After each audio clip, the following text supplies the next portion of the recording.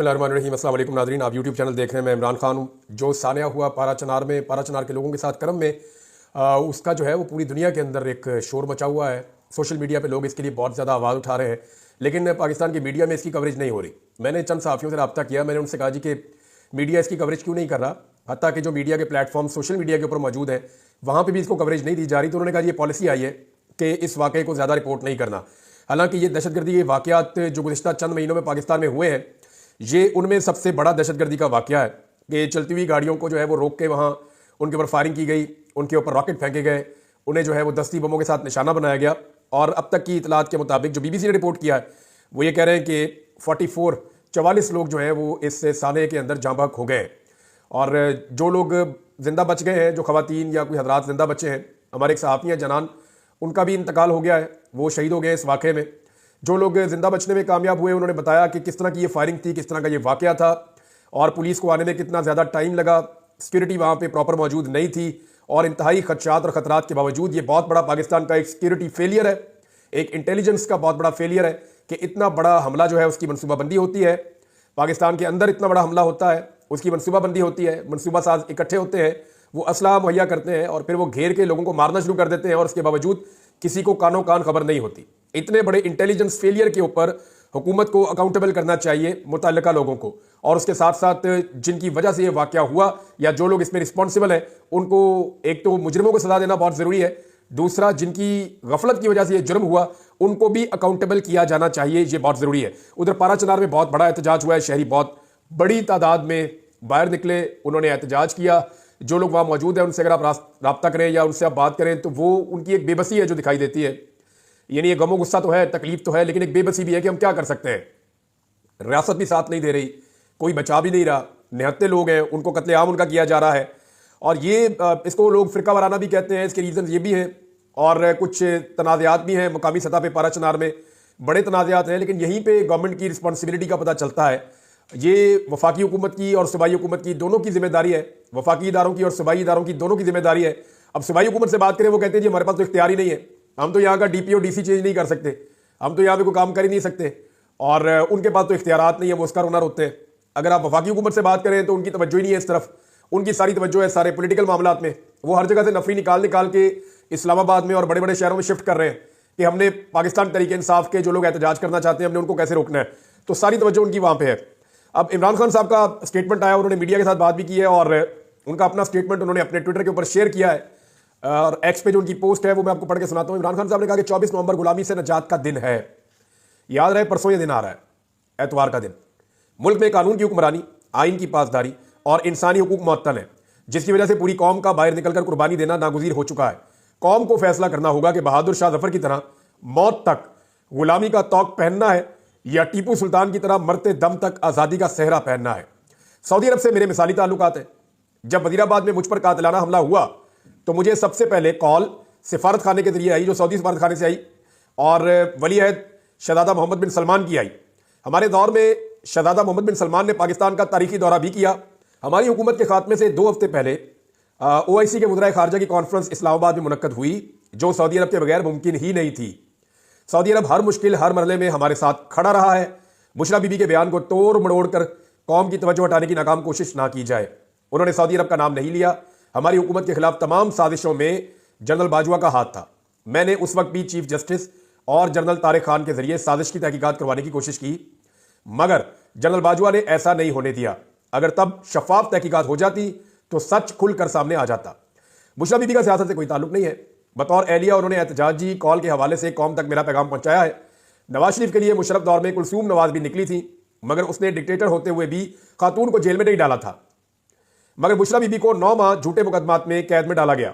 कौम अपनी तवज्जो 24 नवंबर के एहतजाज पर रखे, इंशाअल्लाह फतह आपकी होगी। साबिक वज़ीर आज़म इमरान खान का अडियाला जेल से पैगाम। अच्छा, इसमें जो है ना, ये सऊदी अरब वाले मामले को लेकर हुकूमत बहुत हसास हो रही है। हालांकि जिसने स्टेटमेंट दिया है वो खुद कह रहा है जी मैंने तो स्टेटमेंट इसके बारे में दिया ही नहीं। नहीं, आपने इसी के बारे में दिया। यानी उनका स्टेटमेंट, जो स्टेटमेंट देने वाला है, अगर फर्ज करें बुशरा बीबी ने स्टेटमेंट सऊदी अरब के खिलाफ देना होता और उन्हें दे दिया होता तो उन्हें क्या जरूरत थी कि तनकीद आने से पहले ही जब लोगों ने इसकी निशानदेही की तो उन्होंने फौरी तौर पर कहा जी इसका मतलब ये नहीं है, एक्चुअली मैंने ये कहा है।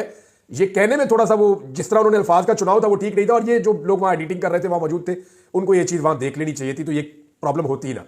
लेकिन मौजूदा हुकूमत का सारा फोकस इसके ऊपर है। यानी शहबाज शरीफ का अगर आप स्टेटमेंट देखें, शहबाज शरीफ साहब ने तो गुलामी की इंतहा कर दी। यानी मुझे समझ नहीं आती कि कोई आदमी इस लेवल का गुलाम कैसे हो सकता है। शहबाज शरीफ साहब जनाब कहते हैं पाकिस्तान और सऊदी अरब की दोस्ती को नुकसान पहुंचाने वाले की तरफ बढ़ने वाला हाथ तोड़ देंगे। भाई कौन कर रहा है? भाई सऊदी अरब के साथ ताल्लुकात कौन खराब कर रहा है? इमरान खान ने खुद स्टेटमेंट दिया है मोहम्मद बिन सलमान के बारे में, आज फिर दिया है। और उनकी बीवी ने मोहम्मद बिन सलमान का नाम तो नहीं लिया, ना सऊदी अरब का नाम लिया। उन्होंने कहा जी जनरल बाजवा ने ये फिर कहा था और जनरल बाजवा के जरिए बातें हमारे तक पहुंची हैं। तो जनरल बाजवा क्या कुछ कहते थे मियां साहब, अगर आपके बारे में बता देना साफी आपको कि जनरल बाजवा आपके बारे में क्या कहते थे, तो आपको कोई फर्क नहीं पड़ेगा, क्योंकि आपको फर्क पड़ता ही नहीं, आपको कोई कुछ भी कहता रहे। लेकिन इसहाक डार के बारे में, नवाज शरीफ के बारे में, सबके बारे में जनरल बाजवा की अपनी राय थी। इमरान खान के बारे में भी वो खुलकर बातें करते थे। जनरल बाजवा साहब की एक तो कॉल मैंने सुनी है 1.5 घंटे की लंबी कॉल, उसमें जनरल बाजवा साहब ने क्या क्या कहानियां सुनाई। मैं हैरान हो रहा था कि यार ये इस लेवल का आदमी पाकिस्तान का आर्मी चीफ रहा है। यानी जैसी वो बातें कर रहे थे जनरल बाजवा, ये एक आर्मी चीफ को या साबिक आर्मी चीफ को से भी नहीं देती। वो इतने लो लेवल का आदमी था, मुझे तो समझ नहीं आई कि यार इस इंटेलेक्चुअल लेवल का आदमी, जिसका इंटेलेक्ट लेवल ये है कि वो छोटी छोटी जो है ना वो घर की बातों में फंसा हुआ है। बिल्कुल बिल्कुल ऐसी माइनर चीजें जिनको बच्चे भी इग्नोर कर देते हैं, वो उनके बीच में फंसा हुआ आदमी इस मुल्क का आर्मी चीफ था, वो भी 6 साल तक के लिए, और तभी तो पाकिस्तान यहां तक पहुंच गया। बहरहाल ये अब शहबाज शरीफ साहब जनाब ये कह रहे हैं, मरियम नवाज साहब ने भी और सबने इसके ऊपर एक प्रोपेगेंडा शुरू कर दिया है। हालांकि पाकिस्तान तरीके साहब ने क्लियर कर दिया है, मेरे ख्याल में इसके ऊपर अब और फोकस नहीं करना चाहिए, चलना चाहिए उस इशू की तरफ जो इस वक्त पाकिस्तान में चल रहा है। और वो इशू ये है कि जनाब पूरा पाकिस्तान जिसको इमरान खान ने बंद करना था, हुकूमत ने उसे खुद ही बंद कर दिया। यानी इस वक्त पाकिस्तान तरीके इंसाफ के निकलने से पहले हुकूमत ने पाकिस्तान बंद करने का बंदोबस्त कर दिया है।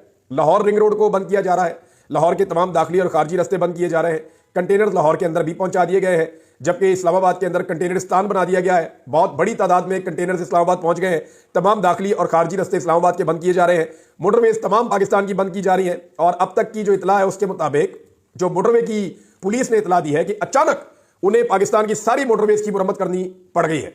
यानी ये मामला जाना चाहिए सुप्रीम कोर्ट में और मोटरवे पुलिस के आईजी को बुला के उसको मुअत्तल कर देना चाहिए और उसको बल्कि जेल में डालना चाहिए कि यार सारी की सारी मोटरवेज एक ही दिन में मुरम्मत करना शुरू हो गए हो। यानी M1 जो इस्लामाबाद से पेशावर जाती है, M2 जो इस्लामाबाद से लाहौर आती है, M3 लाहौर से जो अब्दुल हकीम जरिए मुल्तान की तरफ जाती है, M4 यानी पिंडी भटिया से जो मुल्तान की तरफ जाती है, M11 जो सियालकोट से लाहौर की तरफ आती है, M14 जो हकला की तरफ जाती है यारक से लेकर। अब आप अंदाजा करें कि ये सारी मोटरवेज बंद कर दी, इसके अलावा हाईवेज भी बंद करने जा रहे हैं और जो जेलम से रास्ता जाता है रावलपिंडी की तरफ वो भी बंद करने जा रहे हैं। यानी अमली तौर पे पाकिस्तान बंद होने जा रहा है और ये कोई और बंद नहीं कर रहा, ये हुकूमत बंद कर रही है। पाकिस्तान तहरीक इंसाफ का एहतजाज शुरू होगा 24 तारीख से और हुकूमत ने पहले ही बंद कर दिया है। इस्लामाबाद के अंदर तमाम हॉस्टल्स में बाकायदा लिखकर वो नोटिस लगा दिए गए हैं कि तमाम तालिबे इल्म वो अपने घरों को चले जाएं, फौरी तौर पर चले जाएं, अपने घरों को हॉस्टल्स खाली कर दिए जाए, क्योंकि जो नौजवान रहेंगे, अब देखिए ना हुकूमत कितनी डरी हुई है। उन्हें लगता है कि जो भी नौजवान है ना या जो भी यूथ है वो पाकिस्तान तहरीक इंसाफ की है, यानी वो मान चुके हैं, इसलिए हॉस्टल में जा रहे हैं। भाई अगर हॉस्टल के अंदर लोग रहते हैं तो हर सोच के लोग होंगे ना, पीटीआई की सोच के भी होंगे, नून लीग की सोच के भी होंगे, पीपल्स पार्टी की भी, लेकिन इनको पूरा यकीन है कि 99% नौजवान जो पढ़ा लिखा है वो पीटीआई के साथ खड़ा होगा। लिहाजा उन सबको कह रहे हैं अपने घरों को जाओ, 27 तारीख से पहले वापस कोई ना आए। ये जनाब नोटिस लगा दिए। गेस्ट हाउसेस खाली करवा रहे हैं, होटल्स खाली करवा रहे हैं। तो इस्लामाबाद के अंदर जिस बंदे के पास ID कार्ड निकला था ना खैबर पख्तूनख्वा का, उसको गिरफ्तार कर देते हैं। यानी आप अंदाजा करें कि खैबर पख्तूनख्वा का शनाख्ती कार्ड होना भी एक प्रॉब्लम हो रहा है। मुझे एक साफी बता रहे ये बात कि जो कोई अफगानी है उसको पकड़ लेते हैं, या जिसकी शक्ल वो पठानों वाली है उसको पकड़ लेते हैं, या जिसके पास ID कार्ड है उसको भी पकड़ लेते हैं खैबर पख्तूनख्वा का, कि ये बंदा खैबर पख्तूनख्वा से है। ये यार खैबर पख्तूनख्वा में नून लीग का भी वोट बैंक है, फजलुर रहमान साहब का भी है, ANP का होता था, अब नहीं है तो थोड़ा बहुत होगा, लेकिन पीपल्स पार्टी का भी अब नहीं है वहां पे। लेकिन जिन जमातों का है वो खातिर जमा रखें भाई, जमात इस्लामी का भी वहां पे वोट बैंक है। अब ये तो नहीं हो सकता कि खैबर पख्तूनख्वा का जिसका भी ID कार्ड है वो बंदा पीटीआई का ही है। लेकिन ये हुकूमत अज्यूम कर चुकी है कि हर वो आदमी जो नौजवान है, हर वो आदमी जो पढ़ा लिखा है, हर वो आदमी जो पश्तून है, हर वो आदमी जो थोड़ा सा भी शऊर रखता है, चाहे उसका ताल्लुक पंजाब से है या कहीं से भी है, वो हमारे खिलाफ ही है। और हुकूमत को इस बात का आइडिया हो गया कि ये इक़्तिदार पे काबिज होकर बैठे हुए हैं, अवाम में इनकी जड़ें बिल्कुल नहीं है। और एक और बड़ा खौफनाक काम जो इन्होंने शुरू किया, इन्होंने नफरत फैलाना शुरू किया खैबर पख्तूनख्वा के खिलाफ। अब ये जो नफरत फैला रहे हैं ना, ये मुल्क को किसी सूरत सूट नहीं करती। यानी मरियम नवाज उठती है खैबर पख्तूनख्वा पे हमला कर देती है, उनकी वज़ीरे इत्तलाआत उठती है वो खैबर पख्तूनख्वा पे हमला कर देती है, वज़ीर आज़म साहब वो उधर हमला कर देते हैं, ख्वाजा आसिफ हो गया, एहसन इकबाल हो गया, राणत, ये सारे लोग खैबर पख्तूनख्वा पे अटैक करते हैं। नस्ली बुनियादों पर, लिसानी बुनियादों पर और सुबाइयत की बुनियादों के ऊपर ये एक सूबे को दीवार के साथ लगा रहे हैं। देखिए ये बदकिस्मती है, सिर्फ अपनी सियासत और हुकूमत बचाने के लिए आप ये नहीं कर सकते। ये जुल्म है, ये ज़्यादती है, ये गलत है। आप लोग भी तो आए थे एहतजाज लेकर मुख्तलिफ जगहों से, आपको तो किसी ने नहीं रोका, किसी ने आपके ऊपर इस तरह के एलिगेशन नहीं लगाए या सुबाइयत के ऊपर अटैक नहीं किया आपके ऊपर नाम लेकर। अब ये चीज़ें हुई थी 71 में, जो हम किताबों में पढ़ते हैं। याया खान ने और जुल्फिकार अली भुट्टो ने बंगालियों के खिलाफ नफरत पैदा की थी, जैसे अभी पठानों के खिलाफ नफरत पैदा करने की कोशिश की जा रही है। तो उस वक्त इसका नतीजा अच्छा नहीं हुआ था। अल्लाह ना करे दोबारा कभी ऐसी कोई चीज़ हो, लेकिन इन लोगों को होश के नाखून लेने चाहिए अपने छोटे छोटे, बहुत छोटे छोटे मफादात के लिए, अपने हुकूमती फायदे के लिए। पाकिस्तान को, पाकिस्तान की वादत को नुकसान ना पहुंचाएं। यानी आपका सलूक ये बता रहा है कि वफाकी दारुल हुकूमत पे इन लोगों का कोई हक नहीं है। वफाक की जानिब से नफरत अंगेज रवैया खतरनाक होता जा रहा है और इससे बचना चाहिए। बहरहाल इस वक्त हुकूमत का जो खौफ है, वो खौफ ये जाहिर करता है कि हुकूमत की टांगें कांप रही हैं और वो लगभग सरेंडर कर चुकी है। हुकूमत इनका मुकाबला नहीं कर सकती। अब फर्ज करें पाकिस्तान तहरीक इंसाफ खैबर पख्तूनख्वा और पंजाब के बॉर्डर पे आके बैठ जाती है और वो कहते हैं जी हमने लड़ाई करनी नहीं और हम एहतजाज करना चाहते हैं। मीनवाइल जो है वो लाहौर में शहरी निकल के एहतजाज करते रहे, बाकी शहरों में करते रहे, रावलपिंडी में करते रहे, इस्लामाबाद में करते रहे और लगे रहे अपना एहतजाज करने में। जो बड़ा काफिला है वो खैबर पख्तूनख्वा के बॉर्डर पर बैठा रहे और एक ही डिमांड करता रहे, जी आप रास्ता खोले, हमने इस्लामाबाद जाना है, हम लड़ना नहीं चाहते। और इंतजार करें 1 दिन, 2 दिन, 4 दिन, 5 दिन, 6 दिन, पुलिस कब तक खड़ी रहेगी वहां पे? एक दिन आएगा कि पुलिस वाले थक जाएंगे, रास्ता खोल देंगे और ये जाकर वहां एहतजाज कर दें। लेकिन सवाल ये पैदा होता है, हुकूमत कितने दिन तक पाकिस्तान को बंद कर सकती है या कितने दिन तक हुकूमत पाकिस्तान को बंद रख सकती है? अब कुछ लोग कहते हैं जी इसमें वहां गवर्नर राज लग जाएगा, तो उधर असेंबली का सेशन चल रहा है तो ऐसे गवर्नर राज नहीं लगता होता। लेकिन ये जो चीजें दिखाई दे रही हैं, इसमें नफरत है, डर है, बुजदली है, सरेंडर किया हुआ है हुकूमत ने। तकरीबन हुकूमत ने हथियार डाल दिए पाकिस्तान तहरीक इंसाफ के सामने और सियासी नुक्ता नजर से उन्होंने मुकम्मल अपनी हार तस्लीम कर ली है। इमरान खान साहब का एक स्टेटमेंट और भी आया है और ये थोड़ी देर पहले आया और इमरान खान साहब ने कहा कि एतवार 24 नवंबर को हमारा एहतजाज हर सूरत होगा। पाकिस्तान को बनाना रिपब्लिक बना दिया गया है, मुल्क में जमहूरियत, आइन और कानून का जनाजा निकल चुका है। 26वीं आईनी तरमीम के बाद सुप्रीम कोर्ट और हाई कोर्ट्स के ज़िली अदालतों की तरह बेइख्तियार बना दिया गया है, जहां से किसी को इंसाफ नहीं मिलेगा। पाकिस्तानी कौम अपनी नस्लों के मुस्तकबिल के लिए 24 नवंबर को बाहर निकले। मुझे पैगाम मिला कि एहतजाज को 10 दिन तक मौखर कर दिया जाए तो मुज़ाकरात शुरू किए जा सकते हैं। हमारे मुतालबात में बेगुनाह कैद सियासी कैदियों की रिहाई का मुतालबा फिलफौर काबिल अमल मुतालबा है, लेकिन लाहौर में कैद रहनुमाओं को 1.5 साल से झूठे मुकदमात में मुलव्वस करके रखा हुआ है। इनको रिहा करना संजीदा मुज़ाकरात की तरफ मुनासिब कदम होता। 1 साल से जेल में हूं, इस दौरान मुझे 60 से ज्यादा मुकदमों में मुलव्वस कर दिया गया है। कल हाई कोर्ट से जमानत मिलने के बाद मुझे रिहा करने की बजाय एक और बेहुदा मुकदमे में गिरफ्तारी डाल दी गई। इससे जाहिर होता है कि मुज़ाकरात करने वाली कुव्वतें संजीदा नहीं है। एहतजाज हमारा बुनियादी आईनी हक है। हमने एहतजाज और मुज़ाकरात के लिए अपने 3 मुतालबात रखे हुए हैं। एहतजाज और मुज़ाकरात जारी रहेंगे। हम सियासी लोग हैं, बातचीत से आगे बढ़ सकते हैं। अगर वो बातचीत में संजीदा है तो हमारे अंडर ट्रायल लोगों को रिहा किया जाए।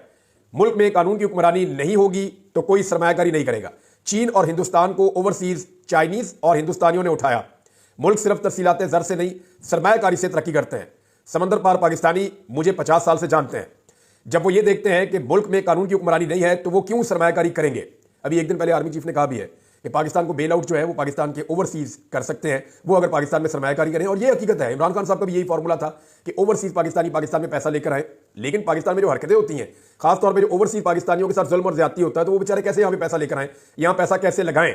अब जिस तरह की खबरें पूरी दुनिया में जा रही है, कत्लो गारतगिरी यहाँ पे हो रही है और सबकी तवज्जो जो है वो सियासत की तरफ है। इसको कुचल दो, मैंडेट का एहतराम नहीं है, रूल ऑफ लॉ है नहीं है, आजादी इज़हार राय है नहीं है। आप पैसे लगाते हैं, आपके पैसे महफूज नहीं है। जिनके कारोबार चल रहे हैं उनके बंद हो गए। रोजाना खबरें आती हैं किसी पार्लियामेंटेरियन की फैक्ट्री बंद कर दी है, किसी की मिल बंद कर दी है, किसी का घर तोड़ दिया है, किसी का फार्म हाउस तोड़ दिया है। जब ये खबरें आती हैं तो कौन पाकिस्तान में पैसा लेकर आएगा? और यही खबरें चल रही हैं। इमरान खान ने कहा कि आप देखेंगे कि एतवार को समंदर पार पाकिस्तानी सारी दुनिया में पाकिस्तान में जारी फस्तायत और जबर के खिलाफ तारीखी एहतजाज करेंगे। इनको कोई डंडे नहीं मारेगा, ना ही इन पर शेलिंग होगी। वो आज़ाद जमहूरी मुल्कों में रहते हैं। इमरान खान साहब ने अडियाला जेल में ये बातचीत की और ये एक और स्टेटमेंट है जो मैंने आपको उनका बताया। ओवरसीज पाकिस्तानियों पे इमरान खान साहब का इन्हिसार काफी ज्यादा है। आजाद कश्मीर में नाज़रीन बड़ा जबरदस्त एहतजाज हो रहा है, लेकिन मीडिया को कहा गया है कि इसका मुकम्मल बाइकआउट करना है। और मीडिया के कुछ लोग काम क्या कर रहे हैं, ये जो यूनिफॉर्म पुलिस ऑफिसर है ना, वो सियासी कारकुन बन के इंटरव्यूज दे रहे हैं।